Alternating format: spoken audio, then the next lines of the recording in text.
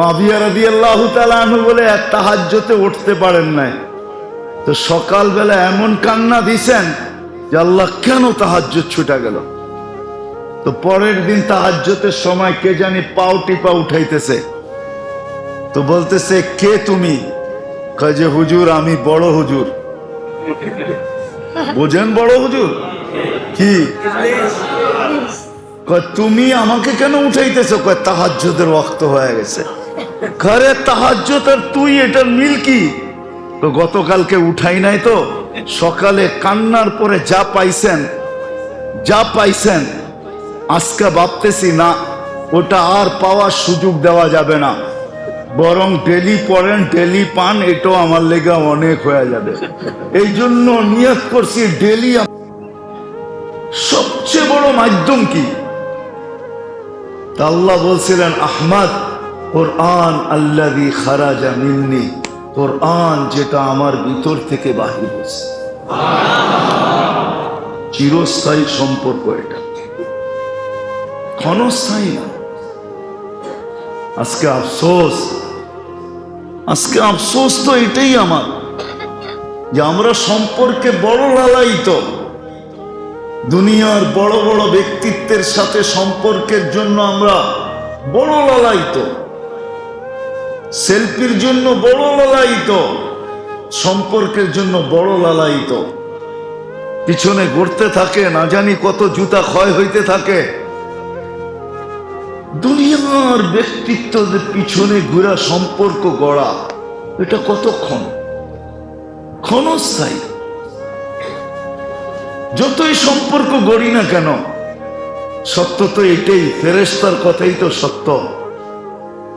আজকে আমাদের সম্পর্ক যার সাথেই হোক, দোকানওয়ালার দোকানের সাথে, চাকরিওয়ালার চাকরির সাথে, খেতালার খেতের সাথে, খামারওয়ালার খামারের সাথে, মেইলওয়ালার মেইলের সাথে, ফ্যাক্টরিওয়ালার ফ্যাক্টরির সাথে, অফিসওয়ালার অফিসের সাথে, আদালতওয়ালার আদালতের সাথে, যার সাথেই সম্পর্ক হোক না কেন, মরতে দেরি ফেরেশতা ধ্বনি দিতে দেরি করবে না। ফেরেশতা বলবে ইনকাতাতি যাহাবাতিল আমওয়াল, সব সম্পর্ক তোমার ছিন্ন। যাহাবাতিল আমওয়াল, যত সম্পর্ক ছিল, যা তোমাকে আকর্ষণ করত, যার দিকে তুমি আকর্ষিত হইতে, যা তুমি অর্জন করছো, সব হাতছাড়া, কোনোটা তোমার কাজে দিবে না। আজ পর্যন্ত কয়জন স্ত্রী পাওয়া গেছে যে স্বামীর কবরের পাশে ঝুপড়ি বানায় জীবন কাটায় দিছে? বলেন, আজ পর্যন্ত কয়জন স্বামী পাওয়া গেছে যে স্ত্রীর কবরের পাশে ঝুপড়ি কাটায় জীবন কাটায় দিছে?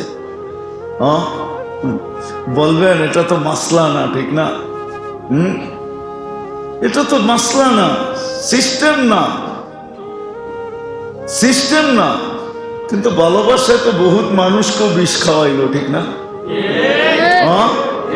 এটা যদি সিস্টেম হয় তাহলে এটা কেন সিস্টেম হবে না? নওয়াব সিরাজউদ্দৌলার বউ তো সারা জীবন কাটায় দিছে সিরাজউদ্দৌলার কবরের পাশে ঝুপড়ি বানায়। উঠান ইতিহাস, নওয়াব সিরাজউদ্দৌলার বউ তো সারা জীবন কাটায় দিছে স্বামীর কবরের পাশে ঝুপড়ি বানায়। ওইখানেই জীবন শেষ। তো যেটা বুঝাইতেছিলাম, মানুষ দুনিয়াতে মানুষের কাছে আকর্ষণের পাত্র হয় দুনিয়ার বস্তু দ্বারা। কত বস্তু এটা গণায়া শেষ করা যাবে না। বললাম না, কোনো যোগ্যতা নাই, খালি রূপের দেখি, ওটা দিয়া দুনিয়ার মানুষের কাছে আকর্ষণের পাত্র হয়, মূল্যায়িত হয়, সেলিব্রিটি হয়। এটা হইতে পারে, আমার কোনো বিরোধ নাই, আমার এটা আলোচনাও না, দেখানোর বিষয়ও না। নাহলে আমি দেখাইতে পারি আপনাদেরকে, নাম নিয়া 2-4 ডজন দেখাইতে পারি, কোনো যোগ্যতা নেই, শুধু রূপের দেখি। কোনো যোগ্যতা নাই, তেমন কোনো যোগ্যতা নাই। শুধু খেলতামাশায় পাকা, এটা দ্বারাই সেলিব্রিটি, ঠিক না? এটা দ্বারাই সেলিব্রিটি হইতে পারে। কিন্তু আল্লাহর কাছে যদি কেউ সেলিব্রিটি হতে চায়, আল্লাহ ওয়ালারা সেলিব্রিটি, যদিও এদের সামনে এই শব্দ ব্যবহার করা শোভা পায় না, কিন্তু মানুষ সহজে বুঝবে এই জন্য বলতেছি। নাইলে আল্লাহ ওয়ালাদের নামের উপরে এই শব্দ ব্যবহার করা কোনোদিন সমুচীন না। আল্লাহ ওয়ালারা আল্লাহর কাছে সেলিব্রিটি, আল্লাহর কাছে দামি, শুধু আমল দ্বারা আর চিরস্থায়ী সম্পর্ক দ্বারা। যে সম্পর্ক চিরস্থায়ী, যেমন দেখাইলাম আমি ফজরের নামাজ দেখাইলাম, আসরের নামাজ। আল্লাহর রসুল বলেন, আমার উম্মত যদি জানতো যে ফজরে আর আসরে কি রাখা আছে, হায় হায় হায়, কোন বেলায় আসুক আর না আসুক, ফজর আর আসরে কেউ মসজিদ থেকে জামাত থেকে দূরে থাকতো না। কেন? ফজরে আর আসরে ফেরেশতাদের সাথে সাক্ষাৎ হয়। কোন ফেরেশতা? এক বিশেষ টিমের সাথে সাক্ষাৎ হয়। কেননা দুনিয়া ফেরেশতাদের শিফট, এই জগৎটা দুনিয়াটাকে পরিচালনা করার জন্য দুইবার শিফট চেঞ্জ হয়, একবার আসরে একবার ফজরে। যারা আসরে আসে এরা ফজরে চলে যায়, আবার যারা ফজরে আসে এরা আসরে চলে যায়।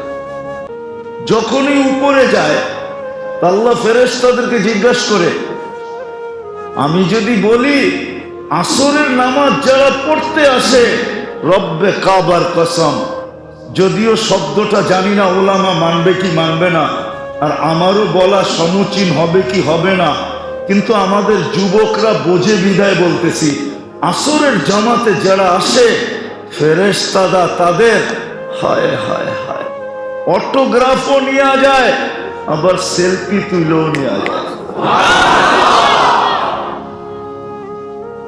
সেলফি তুলেও নিয়ে যায়। যখন আকাশে যায় আল্লাহর কাছে, তো আল্লাহ জিজ্ঞাসা করে, কাইফা তারাকতুম ইবাদি, আসরে যে চলে আসলা বান্দাদেরকে কিভাবে রেখা আসলা? তো কয় তারাকতুহুম ইউসাল্লুন, আমরা এই অবস্থায় রেখা আসছি যে এরা নামাজে রত ছিল। ওয়া কাইফা ওয়াজাদতুম ইবাদি ইযা আতাইতুম, যখন তোমরা জমিনে আসছিলে তো আমার বান্দাদেরকে কি অবস্থায় পাইলে?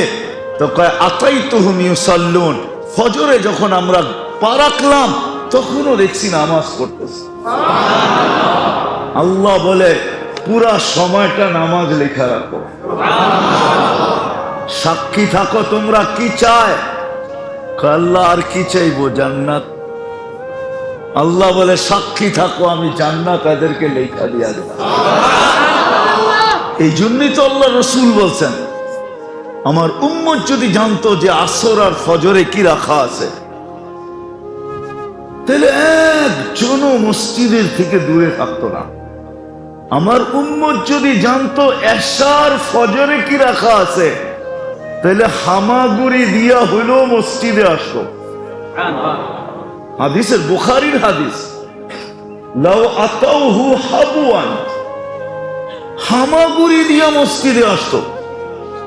এশার ফজরে কি রাখা আছে? কেননা এশা যখন পড়ে, হায় হায় পড়তে দেরি। আপনি এশার নামাজ পড়তে কতক্ষণ লাগে? কতক্ষণ লাগে?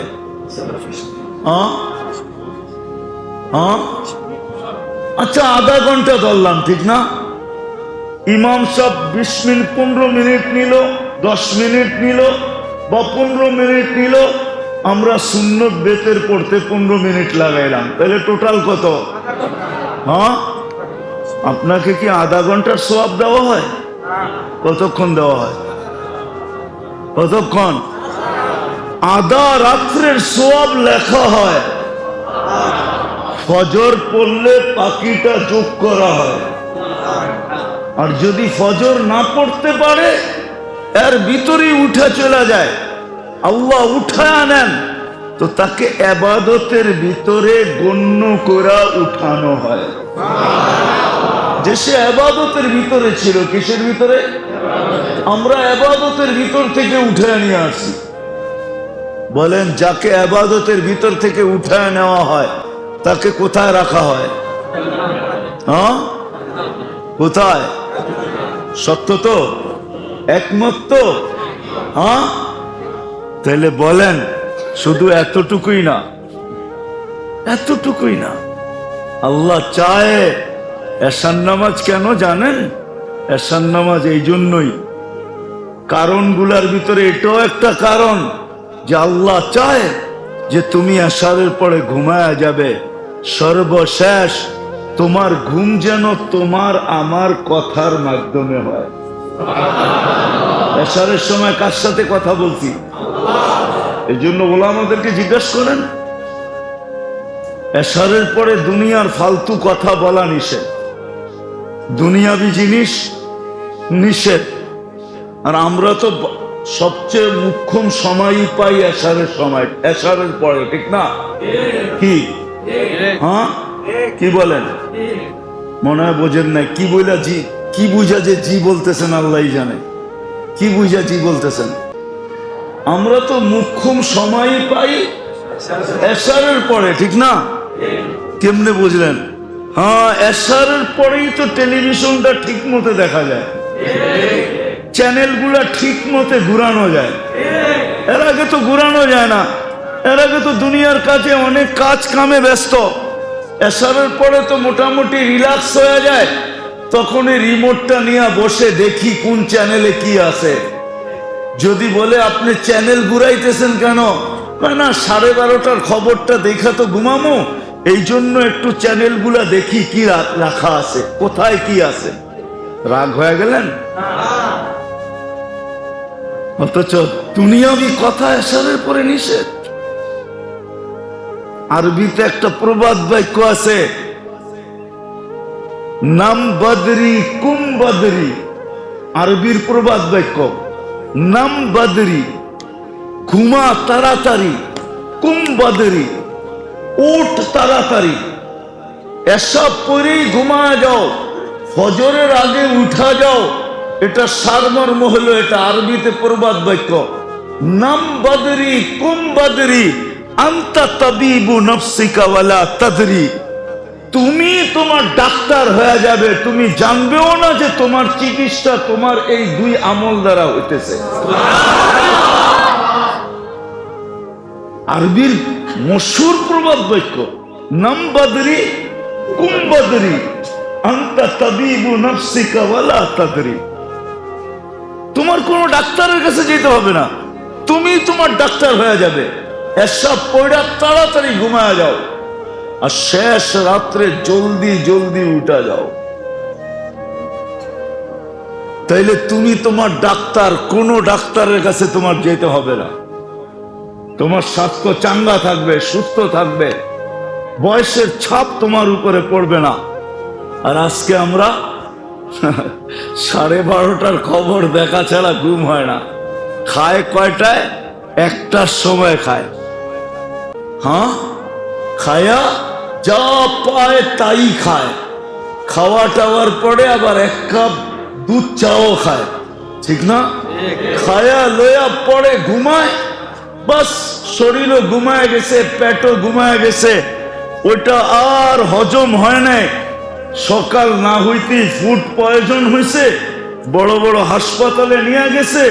যা খাইছে তার 100 গুণ বেশি ডাক্তাররা উঠায়া নিয়া, বান্ডেল নিয়া তারপরে লেখা দিছে ফুড পয়জন, অসুবিধা নাই, এটা খাইলে ঠিক হয়ে যাবে। কিন্তু বান্ডেল কয়েকটা এর ভিতরে কমপ্লিট নেওয়া হয়ে গেছে, ঠিক না? তো যেটা বুঝাইতেছিলাম মেরে দোস্ত, আমি শেষ জায়গায় চলে আসছি। যেটা বুঝাইতেছিলাম, যদি আল্লাহর কাছে আমি দাম চাই, মূল্য চাই, আর যদি ভাবি যে আল্লাহর কাছে আমি কিছু চাই না, হ্যাঁ, যতদিন হায়াত দিছেন অতদিন আল্লাহ পালবে, এটা আল্লাহর ওয়াদা। কোনো বাধা সৃষ্টি করবে না। যতদিন পর্যন্ত হায়াত দিছেন, লিকুল্লি শাইইন আজাল, সীমা রেখা পর্যন্ত আল্লাহ পালবেন। এটা আল্লাহর ওয়াদা। হুয়াল্লাযী খালাকাকুম সুম্মা রাযাকাকুম, এটা আল্লাহ দায়িত্ব নিয়ে নিছেন। ওমা মিন দাব্বাতিন ফিল আরদি ইল্লা আলাল্লাহি রিজকুহা ইন্নাল্লাহা হুয়ার রাজ্জাকু যুল কুওয়াতিল মাতিন, এটা আল্লাহ দায়িত্ব নিয়ে নিছেন। অফিস সামাই রিজকুকুম ওমা তুআদুন ফারাব্বুস সামাওয়াতি ওয়াল আরদি মিসলা মা আন্নাকুম তানতিকুন। এই সমস্ত আয়াত এটাই বোঝায় যে আল্লাহ দায়িত্ব নিছেন, মৃত্যু পর্যন্ত পালবেন, কোনো বাধা সৃষ্টি করবেন না। না হইলে আল্লাহ ডাকবে, নবী পাঠাবে, রসুল পাঠাবে, কিতাব পাঠাবে, সব বরণ পোষণ আল্লাহ ব্যবহার করবে। ডেলি আপনি 550 লিটার পিওর অক্সিজেন নেবেন, আর ডেলি 1,60,000 বার শ্বাস আর প্রশ্বাস নেবেন।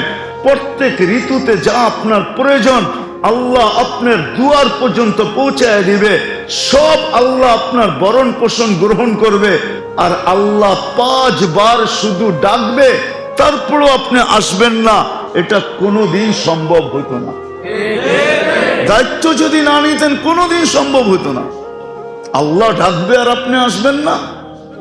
সামান্য দুনিয়ার পদস্থ মানুষের ডাকে সাড়া না দিলে হাতকড়ি পড়তে হয়, জেল জরিমানা পর্যন্ত হয়, বেরি পড়তে হয়, এমনকি কখনো কখনো দেখা যায় দুনিয়ার থেকে উঠা পর্যন্ত যেতে হয় ডাকে যদি সাড়া না দেয়। আর আল্লাহর মতো সত্তা, আপনি ডাকে সাড়া দিবেন না, তারপরও আপনার অক্সিজেন চলবে, তারপরও আপনার শ্বাস চলবে, প্রশ্বাস চলবে, ঋতুর ফল ফুল শাক সবজি সবকিছু আপনি ভোগ করবেন। আর সিনা টান করে চলবেন, ওয়ামশি আলা যাহরি মারহা, আর জমিনে সিনা টান করে চলবেন। আর আল্লাহ কিচ্ছু বলবেন না, আল্লাহ এত দুর্বল না। আল্লাহ বলে সীমা রেখা দিছি তোমাকে, ফান্তাযিরু ইন্নী মাকুম মিনাল মুনতাযিরিন, তুমিও অপেক্ষা করো, আমিও অপেক্ষা করতেছি। নাযিরুন কাইফা তা'মালুন, আমি তাকায় আছি তুমি করো কি, আমি দেখতেছি তুমি কত দূর উঠতে পারো, আমি দেখতেছি তুমি কত দূর যেতে পারো।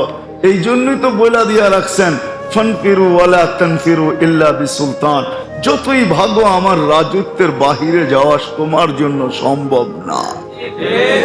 ইন্না রাব্বাকা লাবিল মিরসাদ, আমরা ওত পাইতা আছি, আমাদের ওতের বাহিরে তোমার যাওয়া সম্ভব না, ওত পাতার বাহিরে যাওয়া তোমার সম্ভব না। আমরা তোমাকে ডিল দিতেছি, ডিল ছাড় দিতেছি। তামাত্তাউ কালিলান ফাইন্নাকুম মুজরিমুন, অল্প কয়েকদিন যা মনে চায় তা করো। এই জন্যই তো 5টা স্বাধীনতা দিছেন, নাইলে কোনোদিন 5টা স্বাধীনতা দিতেন না। আল্লাহ স্বাধীনতা দিছেন শিক্ষাগত, মানুষ যে কোনো শিক্ষায় শিক্ষিত হইতে পারে। স্বাধীনতা দিছেন পেশাগত, যে কোনো পেশায় পেশাজীবী হইতে পারে। আল্লাহ স্বাধীনতা দিছেন মত আদর্শগত, মানুষ যে কোনো মত আদর্শে আদর্শবান হইতে পারে। আল্লাহ কিচ্ছু বলে না। চতুর্থ স্বাধীনতা দিছেন সোসাইটিগত, সমর্থ থাকলে দুনিয়ার যেই কোথাও বাস করা যায়। পঞ্চম স্বাধীনতা দিছেন যেমন খুশি তেমন চলতে পারো, কিচ্ছু বলবো না, শুধু তাকায় তাকায় দেখবো, নাইলে আল্লাহ। এই জন্যই তো আমি বেশিরভাগ মানুষের পায়ে ধরি, আপনাদেরও পায়ে ধরি। ডেলি না হোক সপ্তাহে, সপ্তাহে না হোক মাসে, মাসে না হোক জীবনে 2-4 বার একাগ্র চিত্তে আল্লাহর 99 নামের অর্থ দেখেন। অর্থ, আল্লাহর 99 নামের অর্থ দেখেন।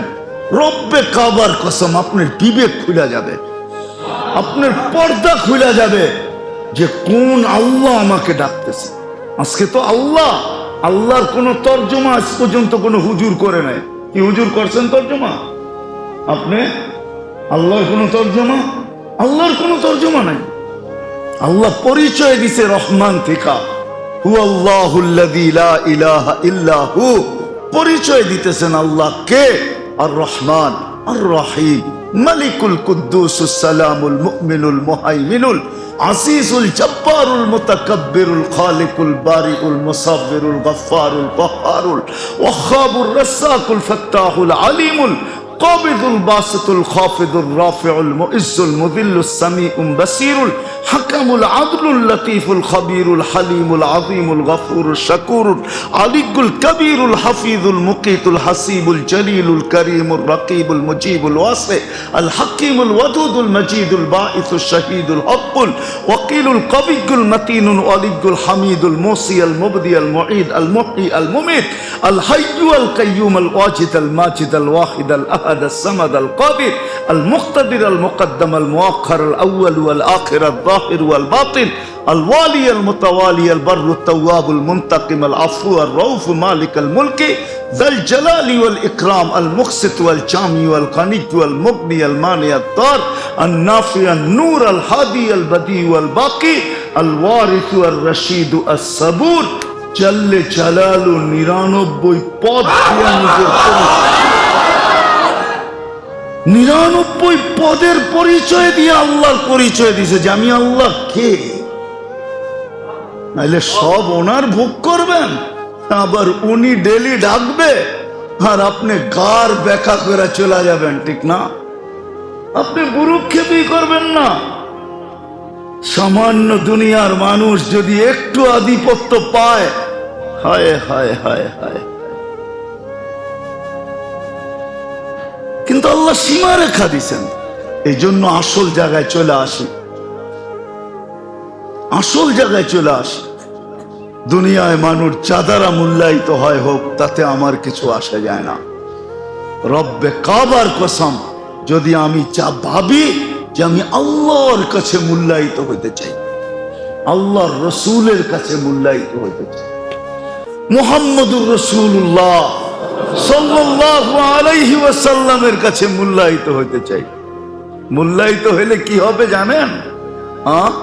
চলেন কোরআন দিয়া বুঝাই কি হবে। কোরআন বলে আস্তাগফিরুল্লাহ, আল্লাহর কাছে মাপ চাইলো। আস্তাগফারা লাহুর রাসূল, সে আল্লাহর কাছে মাপ চাইলো।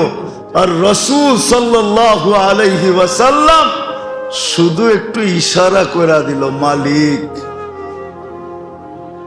পক্ষে ইশারা করলো, পক্ষে, মুখ দিয়ে বলার দরকার নেই, পক্ষে ইশারা করলো। আল্লাহ বলতেছে লা ওয়াজাদুল্লাহ তাওয়াবার রহিমা, আমি আল্লাহ মাফ করবই করব, চাই কত গুনাহ করলো, চাই কে করলো, এটা আমার বিষয় না। বন্ধু পক্ষে আমি মাফ করে দিব। সম্পর্ক এর সাথে জোড়েন,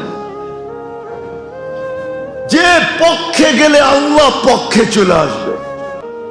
সম্পর্ক আল্লাহর সাথে জোড়েন, নাইলে কবি কেন বলতো লাগাও তো লাও উসসে লাগাও, ঝুকাও তো সর উসকে আগে ঝুকাও। সম্পর্ক গড়তে মনে চায়, আল্লাহর সাথে লাগাও, আল্লাহর রসুলের সাথে লাগাও।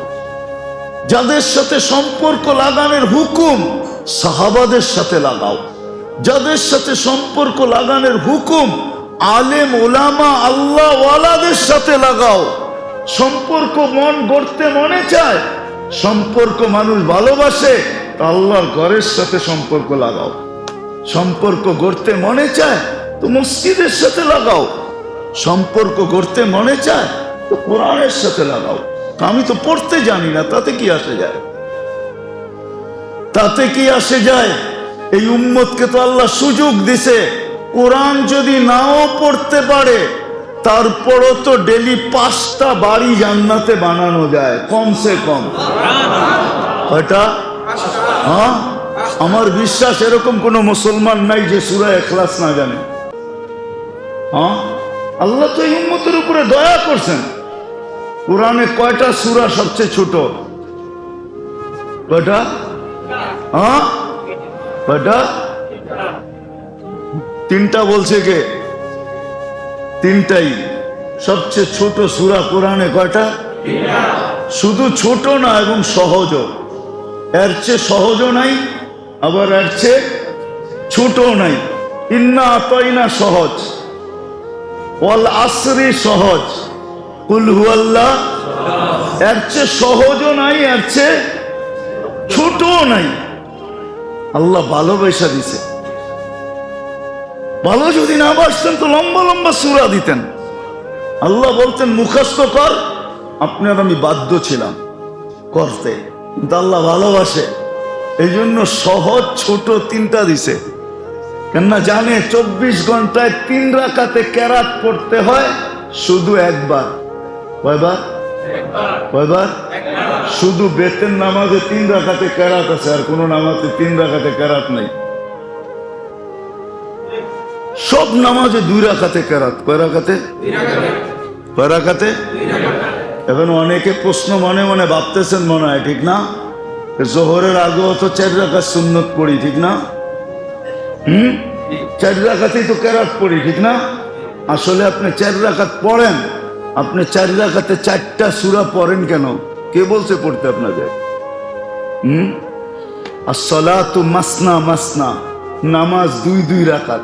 প্রথম 2 রাকাত পড়ে আত্তাহিয়াত পড়ছেন, প্রথম 2 রাকাত কমপ্লিট হয়ে গেছে। পরের 2 রাকাত ভিন্ন। ওই প্রথম 2 রাকাতের কেরাতেই যদি সূরাই যদি আপনি পরের 2 রাকাতে পড়েন, কোনো অসুবিধা নেই। বলো হুজুররা, কোনো অসুবিধা আছে কিনা? আসসালাতু মাসনা মাসনা, নামাজ 2 রাকাত। আসসালাতু সোফা, নামাজ সোফা 2, সুন্নত নফল সব 2। আর ফরজে তো 2 রাকাতের উপরে কেরাত নাই। আল্লাহ উম্মতে ভালোবাসা সহজ ছোট কয়টা দিছে? 3টার ভিতরে একটা এরকম দিছে। সূরা ইখলাস যখন নাজেল হয়, যেই দিন আল্লাহ রসুল যখন শুনাইতেছিলেন, তা গ্রাম্য সাহাবী মসজিদে নববীর থেকে বাহির হইয়া মদিনায় দৌড়াইতেছিলেন আর স্লোগান দিতেছিলেন, জয় আল্লাহর জয়, জয় আল্লাহর জয়। আরবিতে বলতেছ নেমার রব রব্বুনা, নেমার রব রব্বুনা। সবাই পিছে দৌড়াইলে ছুটতে শুরু করছে, যায় ধরছে যে তোর কি হলো? সূরা ইখলাস নাজেল হইছে, কিন্তু তুই স্লোগান দিতেছিস কেন? তো কেন দিতেছি শুনবি? ইয়াখুদ কালিল ওয়া ইউতিল জাজিল। ছোট একটা সূরা পড়তে দেরি, 10 পারা কোরআনের সওয়াব দিতে দেরি করে না। সময় লাগলো কতটুক, পড়লাম কতটুক, সওয়াব দিল কয় গাঠি। এই জন্য আল্লাহর পক্ষে স্লোগান দিতেছি। দৌড়া নিয়ে আসছে আল্লাহ রসুলের কাছে, তো রাসূলুল্লাহ সাল্লাল্লাহু আলাইহি ওয়াসাল্লাম বলে, এ বুঝছে তোমরা কেউ সূরা ইখলাসকে চিনো নাই, আর এর ফজিলত বুঝো নাই। এ যা বুঝছে সঠিক বুঝছে। আল্লাহ এই উম্মতকে ওই সূরা দিছে।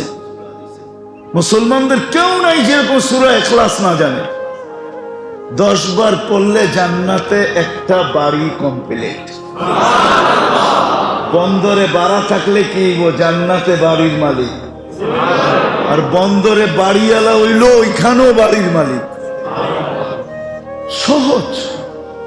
আসেন কোরআনের লোকে সম্পর্ক করি। ডেলি 5 ওয়াক্ত নামাজের পরে 10 বার করে 50 বার পড়বেন, 5টা বাড়ি। ফজরের পরে যে 11 বার সূরা ইখলাস পড়বে, হাদিসের ভিতরে আছে ওই দিন শয়তান যত জোর লাগাক ওর দ্বারা কবিরা গুনাহ করাইতে পারবে না। হ্যাঁ, সূরা ইখলাসের উপরে মুস্তাকিল কিতাব আছে, আমার জ্যাবে আছে ওই কিতাব। ইমাম বাইহাকি মুস্তাকিল কিতাব লিখছেন, ফাজাইলুল ইখলাস, মুস্তাকিল কিতাব।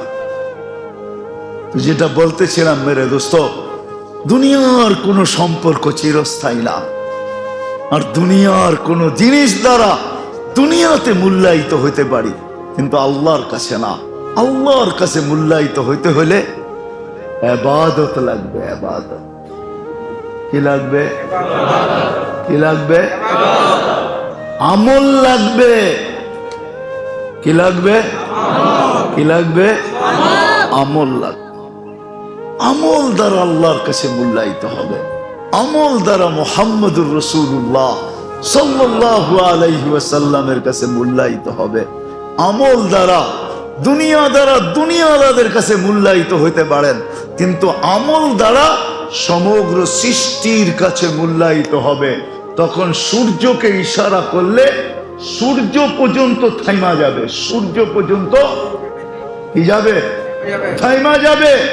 টোকা দিলে ভূমিকম্প দূরভূত হতে বাধ্য হবে, চিঠি দিলে সমুদ্র পানি ছাড়তে বাধ্য হবে। তার বিহীন হাজারো মাইল কথা যদি পৌঁছাইতে চায় তাহলে পৌঁছাইতে পারবে। সাহাবাদের কেরামত এটাই। এই জন্য আসেন। আর হলো আরেকটা হলো সম্পর্ক। আমি শেষ জায়গায় চলে আসছি। সম্পর্ক আল্লাহর ঘরের সাথে সম্পর্ক জোড়েন, কোরআনের সাথে সম্পর্ক জোড়েন, শিখেন কোন সম্পর্কগুলা চিরস্থায়ী। এই জন্য তো আমি বলি, আমার প্রত্যেক বেশিরভাগ জায়গায় আমি বলি যে আমার জাতি যদি উলামাদের পিছনে চলতো। আমার জাতির অভ্যাস হলো উলামাদেরকে চালাইতে অভ্যস্ত, উলামার পিছে চলতে অভ্যস্ত না। আমার জাতি যদি উলামাদের পিছে চলতো, এই সম্পর্ক চিরস্থায়ী। কিয়ামতের মাঠে বুঝে আসবে উলামাদের পিছে চলার ফজিলত কি, কি কাজে আসলো। কেননা ওই দিন কিচ্ছু চলবে না, কিন্তু একটা জিনিস চলবে যেটাকে সুপারিশ বলে, সুপারিশ চলবে। কেননা আল্লাহ মালিক ইয়াউমিদ্দিন হিসাবে ওই দিন বসবেন, আর আল্লাহ ঘোষণা দিবেন আমার কাছে সুপারিশ চলবে। আর উলামারা কিয়ামতের দিন সুপারিশ করবে। আর সুফাহাউ সালাত, তিন দলের ভিতরে এক দল হলো উলামা, আল আম্বিয়া সুম্মাল উলামা সুম্মা শুহাদা। আলেমরা সুপারিশ করবে, যে যেই আলেমের পিছে চলবে কিয়ামতের দিন সে সুপারিশকারী হিসাবে তাকে দাঁড় করাইতে পারবে। আর আল্লাহর ওয়াদা, আলেম যখন সুপারিশ করবে, আমাদের দেশের রুলস আছে, প্রধান রাষ্ট্রপতি যাকে মাফ করে দেয় তার ফাঁসি স্থগিত হয়ে যায়, কিন্তু উনি বাধ্য না। ইচ্ছা করতে পারেন, ইচ্ছা না করতে পারেন, কিন্তু আল্লাহ ওয়াদা করতেছে আমি সুপারিশ কবুল করব। একজন হাফেজ 10 জন নিয়ে যাবে, একজন আলেম 400 জনকে নিয়ে যাবে। যার উপরে জাহান্নাম ওয়াজিব হয়ে গেছে। আমি হিসাব করে দেখছি, আমার জাতি যদি আলেমদের পিছে চলতো, আমাদের বাগে মাত্র 77 জন পড়ে। কয়জন? বাংলাদেশে যত আলেম আর যত জনগোষ্ঠী বাক করে দেখছি 77 জন পড়ে, 77 জন।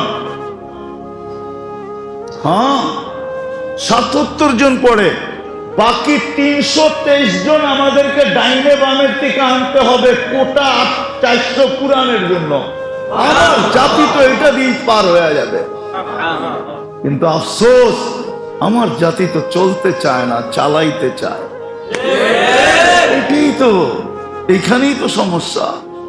এই জন্য মেরে দোস্ত আসেন, এক আমলকে নিজের সঙ্গী বানাই, আর দ্বিতীয় শিখি কোন সম্পর্কগুলো আমার জন্য চিরস্থায়ী। দুনিয়াতে কাজে না আসুক আর না আসুক, মরণ লগ্ন থেকে জান্নাতের গেট পর্যন্ত, জান্নাতের ভিতর পর্যন্ত কামে আসবে। সবচেয়ে বড় যেটা হলো সেটা হলো 5 ওয়াক্ত নামাজ জামাত। কি রাজি?